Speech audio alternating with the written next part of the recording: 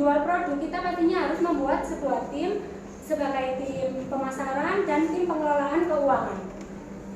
Yang kedua, pengujian produk. Sebelum kita memperjualbelikan produk, pastinya kita harus melakukan uji coba beberapa resep agar sesuai dengan standar pasar. Yang ketiga, menyusun proses produksi yang efisien. Kita harus membuat SOP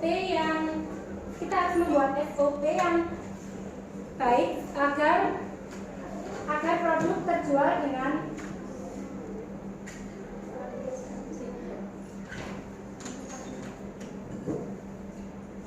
pengembangan brand dan pemasaran. kita harus membuat merek, logo, dan tagline, dan kita juga harus membuat via online karena berpengaruh dengan penjualan kita seperti di TikTok, Instagram, dan juga Facebook. Nomor 5 ada penentuan saluran distribusi. Kita harus menyiapkan sistem melalui online,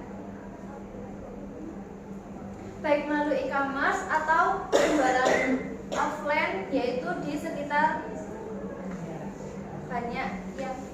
sekitar pasar.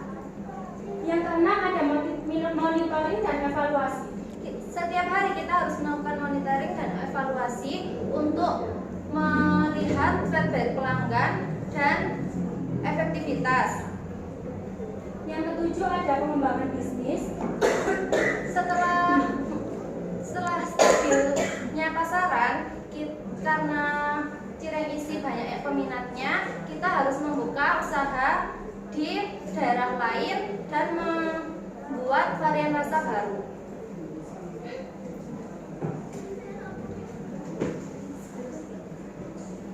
Adapun faktor dan penghambat, faktor pendukung bahan baku yang mudah didapat, 2. Keunikan produk, 3. Modal awal yang relatif terjangkau, 4. Perminatan pasar yang tinggi, 5. Pemasaran digital, 6. Kemasan yang menarik. Adapun faktor untuk penghambat cireng isi yaitu 1. Persaingan yang ketat, 2. Ketergantungan pada bahan baku, ketergantungan pada kualitas bahan baku, 3. Ketahanan produk yang terbatas, 4. Perubahan selera konsumen, 5. Lokasi yang tidak strategis, 6. Modal untuk inovasi. Analisis SWOT. Yang pertama, faktor internal, kekuatan, harga yang terjangkau dan tidak terlalu mahal, pelayanan yang ramah dan cantik-cantik tentunya. Tersedia berbagai macam variasi yang dapat dipilih, pemesanan yang sangat mudah. Yang kedua yaitu kelemahan, banyak pesaing, keuntungan yang tidak terlalu besar. Kedua, faktor eksternal, kesempatan, banyak masyarakat yang menginginkan makanan ringan dan kita menyediakan produk cireng isi, produk yang dapat dinikmati dari usia dini, dari anak kecil sampai orang dewasa.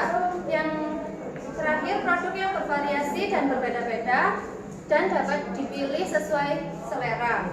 Yang kedua yaitu ancaman, banyak pesaing yang mungkin menjual harga yang lebih murah.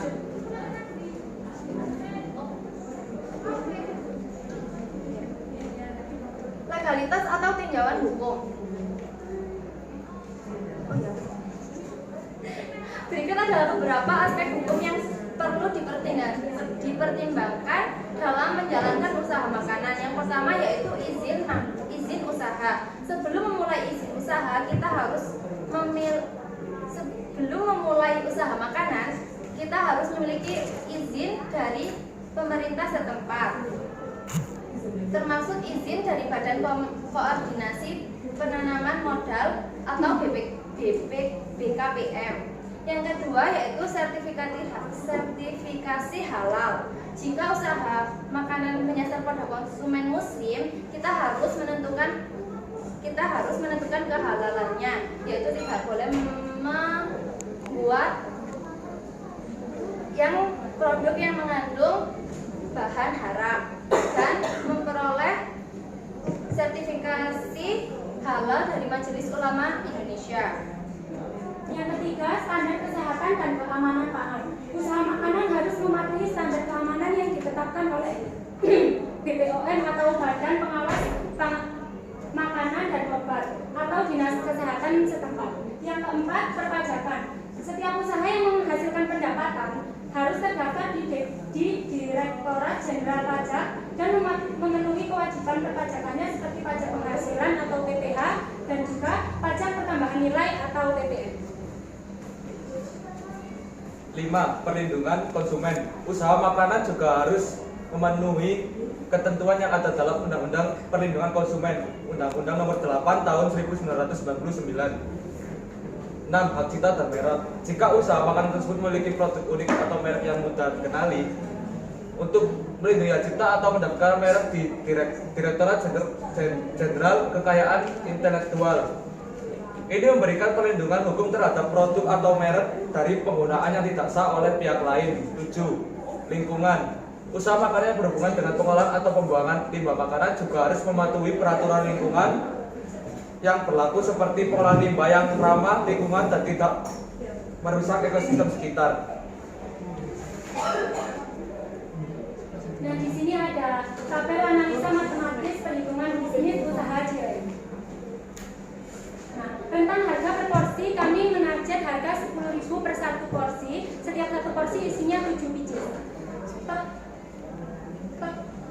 Total biasanya kita setiap satu pembuatan total biji kita 204, kita bagi 7 yaitu isi porsi kita, kemudian hasilnya 29 porsi setiap satu pembuatan. Keuntungan bersih yang kita dapatkan, pendapatan kita kurangi dengan seluruh total biaya produksi. Dan keuntungan bersih kita setiap satu kali pembuatan yaitu 74.000 kilo. Untuk target pasar, menentukan target pasar yang tepat sangat penting agar produk dapat diterima dengan baik dan berkembang. Berikut adalah beberapa segmen pasar yang cocok untuk usaha cerek isi. 1. Anak muda dan remaja. 2. Keluarga dengan anak kecil. 3. Mahasiswa. 4. Pecinta makanan ringan dan camilan gurih. 5. Pasar online.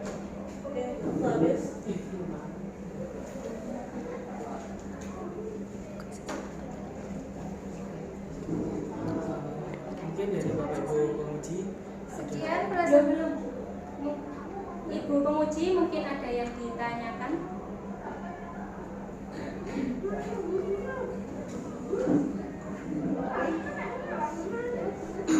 Coba lihat latar belakangnya, slide di latar belakangnya.